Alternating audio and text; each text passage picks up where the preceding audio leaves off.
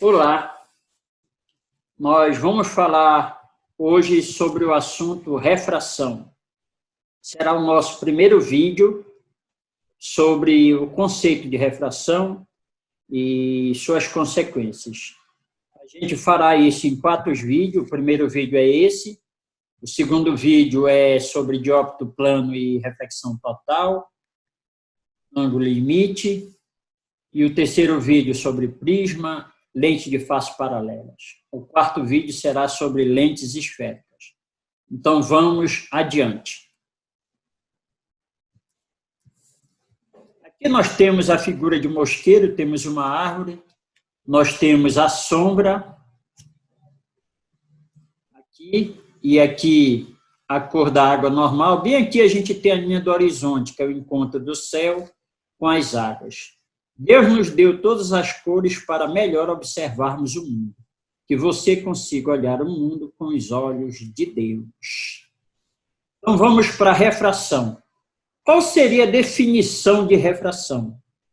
Refração é o fenômeno pelo qual a luz passa de um meio para outro, variando a sua velocidade, sofrendo ou não desvio de sua trajetória. Veja bem que o enfoque aqui é a mudança de velocidade, variando a sua velocidade. Na refração, pode ou não ocorrer desvio da luz. Então, aqui a gente tem o meio 1, e aqui o meio 2 de azul claro. Aqui nós temos representado na parte de cima os raios de luz incidente. E na parte de baixo, de verde, nós temos os raios de luz refratária. Veja que nessa incidência oblíqua ocorre o desvio da luz. Aqui a gente tem a luz incidente e aqui a gente tem a luz refratária.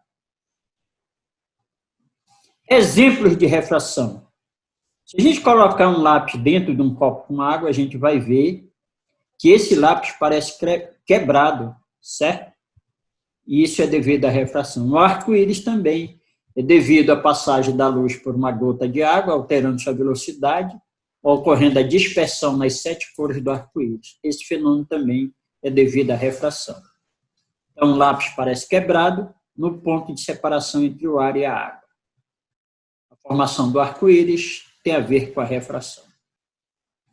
Quais são os elementos da refração? A gente tem a superfície de separação entre o meio 1 e o meio 2, a gente tem o raio incidente, o RI, a gente tem uma reta perpendicular à superfície de separação do meio 1 com o meio 2, chamado de reta normal, e a gente tem um raio refratado. Entre o raio incidente e a reta normal, a gente tem um ângulo de incidência. Entre o raio refratado e a reta normal, a gente tem um ângulo de refração. R é o raio incidente, RR é o raio refratado, N é a reta normal, I é o ângulo de incidência e R é o ângulo de refração. Índice de refração absoluto de um meio, representado pela letra N, indica quantas vezes a velocidade da luz no vácuo é maior que a velocidade da luz no meio considerado. O N será a relação entre C e V. Esse C é a constante universal da velocidade da luz, que pode ser 300 mil quilômetros por segundo ou 3 vezes 10 à oitava metros por segundo. Observações sobre índice de refração. O índice de refração é inversamente proporcional à velocidade. Ou seja, quanto maior o índice de refração, menor a velocidade no meio. O índice de refração é adimensional, ele não tem unidade, por ser uma relação entre duas velocidades. O índice de refração é um número maior ou igual ao número 1. O número 1 é o índice de refração do vácuo. O índice de refração do vácuo é igual a 1. O índice de refração de um meio material varia com o tipo de luz monocromática que nele se propaga. Ele é diferente para cada cor de luz, as 7 cores do arco-íris. O índice de refração de um meio material depende da temperatura e varia de maneira inversa, ou seja, quanto maior a temperatura, menor o índice de refração. O índice de refração da atmosfera varia com a altitude, sendo que à medida que a altitude aumenta, o índice de refração diminui. Índice de refração relativo, quando eu relaciono um meio em relação ao outro que não seja o vácuo. Então, o índice de refração 1, eu tenho uma velocidade 1, no índice de refração 2, eu tenho a velocidade 2. A relação é N1 está para N2, assim como V2 está para V1. Observação. Quando dois meios apresentam o mesmo índice de refração, um fica invisível em relação ao outro. No frasco da esquerda temos o bastão de vidro imerso em água. No frasco da direita temos o bastão de vidro imerso em tetracloroetileno. Percebe que no vidro da direita ele parece invisível. O nome disso a gente chama de continuidade óptica, porque os dois têm o mesmo índice de refração. Leis da refração. Numa refração, o raio incidente, a reta normal M e o raio refratado, eles são coplanares, ou seja, pertencem ao mesmo plano.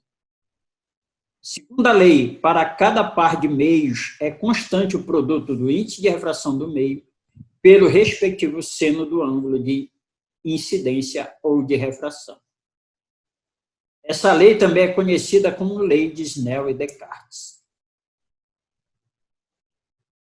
N1 vezes seno de I é igual a N2 vezes seno de R. Conclusões.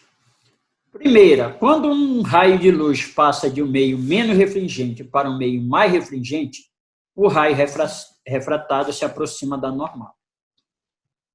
Vejam bem, eu tenho esse raio de luz, eu tenho a reta normal.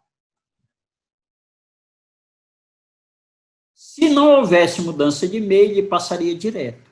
Como ele passa do índice de refração de menos para o mais, ele se aproxima da normal.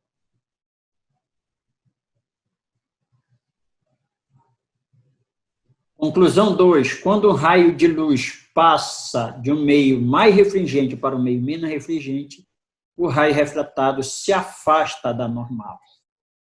Então, se não houvesse mudança de meio, ele passaria direto. Como ele passa para um meio menos, ele se afasta da normal.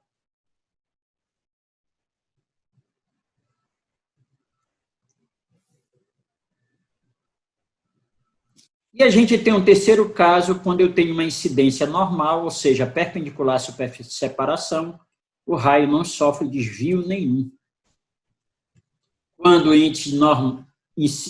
um raio incide normalmente sobre uma superfície de separação de dois meios, o raio refratado emerge sem desvio. Então, a gente fica nesse primeiro momento até esse slide. Aguardem os próximos vídeos com a próxima aula. Muito obrigado e tenha um bom dia.